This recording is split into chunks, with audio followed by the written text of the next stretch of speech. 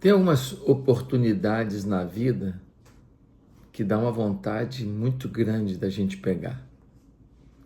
Tem algumas oportunidades da vida que a gente fala, olha, essa oportunidade é sensacional. Mas, quando se avalia melhor essas oportunidades, a gente às vezes percebe que elas não são tão boas assim, que elas trazem algumas dificuldades, alguns perigos. Eu me lembro de um amigo meu que era uma pessoa de muito temor a Deus. E a gente sempre via essa pessoa com atitudes muito positivas e um discurso muito positivo.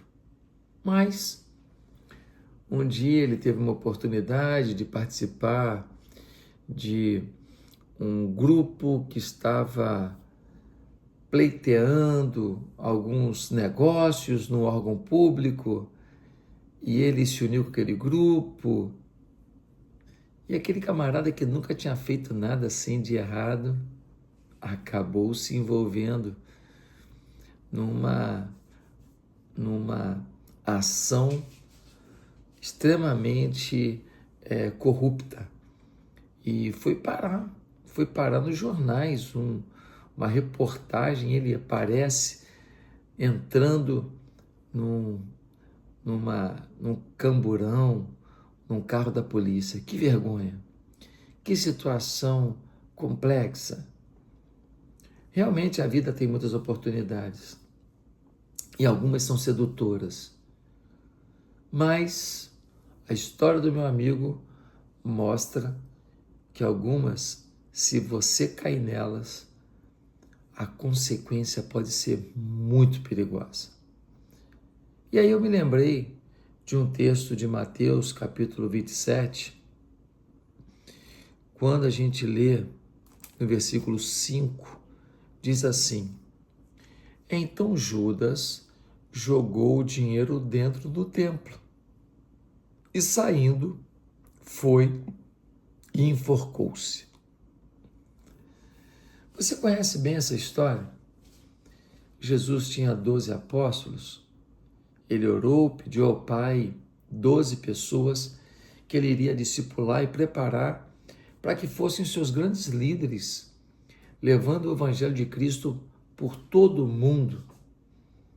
E aí, um dos selecionados foi Judas, uma pessoa com habilidades incríveis. Judas era tão habilidoso que Jesus o colocou como tesoureiro.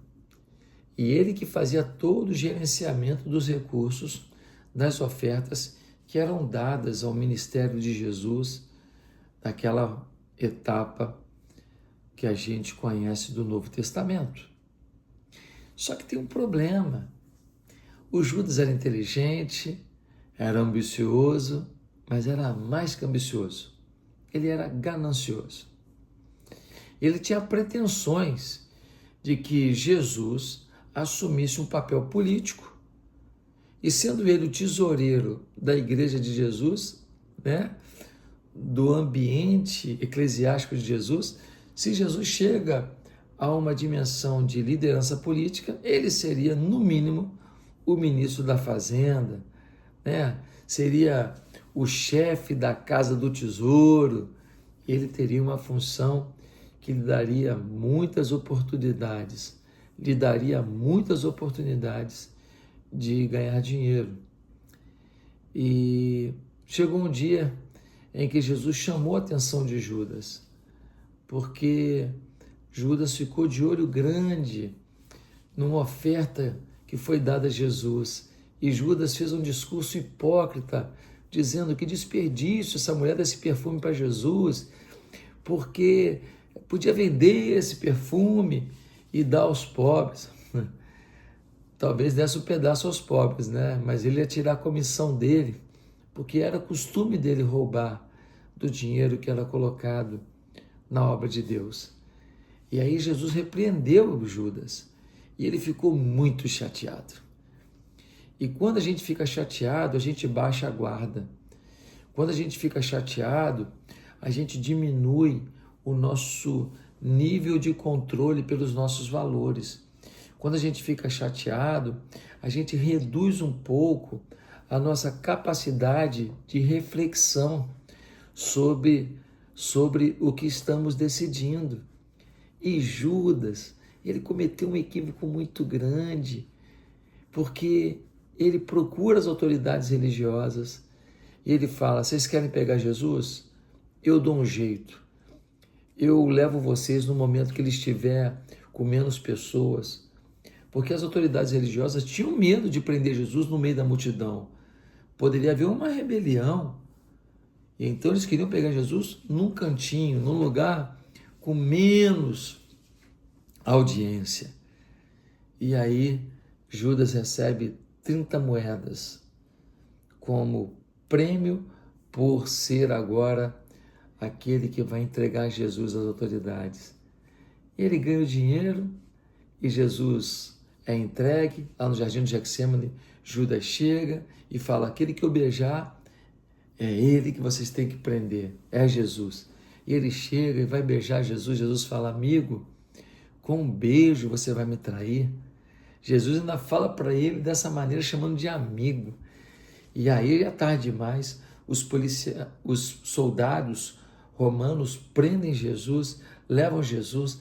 Jesus é maltratado, é machucado, é esmurrado, cuspe na cara, tapa na cara e muita humilhação. E finalmente Pilatos decide que ele deve ser açoitado e crucificado após a solicitação do povo por influência das autoridades religiosas.